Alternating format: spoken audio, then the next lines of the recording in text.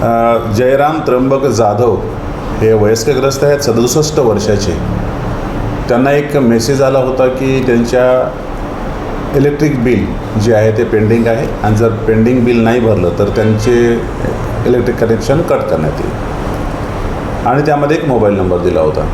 घाबरून जाऊन त्यांनी लगेच त्या मोबाईल नंबरवरती फोन केला आणि समोरच्या माणसाने दिलेल्या इन्स्ट्रक्शनप्रमाणे त्याने एक 100 रुपयाचं ट्रान्झॅक्शन केलं.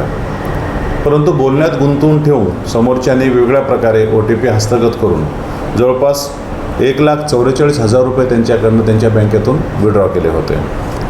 त्यांनी नॅशनल सायबर क्राईमची रिपोर्टिंग पोर्टल जे आहे त्यावरती कंप्लेंट टाकली होती.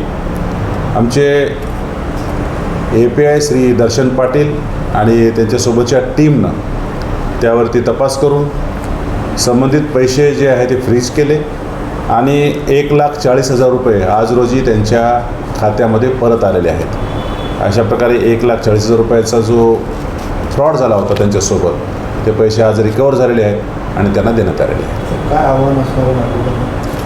आपण अशा प्रकारच्या कुठल्याही मेसेजेसला विनाकारण रिप्लाय करू नये. बऱ्याच वेळा अशा लिंक दिल्या जातात किंवा SMS मध्ये काही मोबाईल नंबर दिले जातात. हे सगळे फ्रॉडुलंट नंबर असतात. त्याच्यावरती आपण फोन करू नये. आपण जर समजा MSEBीचे बिल भरायचं असेल तर ऑफिशियली ज्या ठिकाणी आपल्या बाजूला ऑफिस असेल त्या ठिकाणी जाऊन भरावे.